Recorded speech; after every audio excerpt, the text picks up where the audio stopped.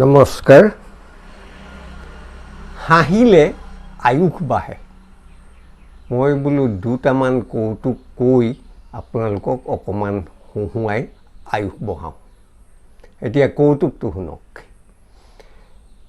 চোৰ এটাই চুৰ কৰিবলৈ মানুহে ঘৰত গধূলি সময়তে সোমালে মানে বিচনা তলত সোমাই আছে।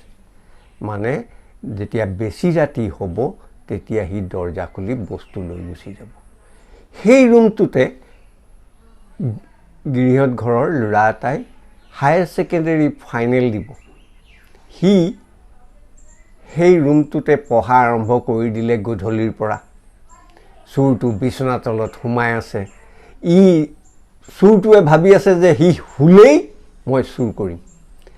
10টা বাজিলে সি পঢ়ি আছে, 11টা বাজিলে পঢ়ি আছে, 12টা বাজিলে পঢ়ি আছে, 1 বাজিলে পঢ়ি আছে। চোৰটোৰ অশান্তি লাগিলে, অধৈৰ্য হৈ বিচনা তলৰ পৰা ওলাই আহি ষ্টুডেণ্টটোক 2 চৰ মাৰি দিছে আৰু কৈছে, তই আগতে কি কৰিছিলি? এতিয়া যে কাইলৈ পৰীক্ষা আছে, আজি পঢ়িছ, আগতে কি কৰিছিলি?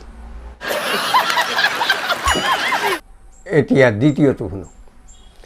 টিউশ্যন মাষ্টৰ এজনে ষ্টুডেণ্ট এটাক সুধিছে, তল ক্লাছৰ আৰু, 2 2 4 হ'লে 4 4 কিমান? ল'ৰাটোৱে উত্তৰ দিছে, ছাৰ উজু উজুবোৰ আপুনি কৈছে আৰু টান টানবোৰ মোক সুধিছে।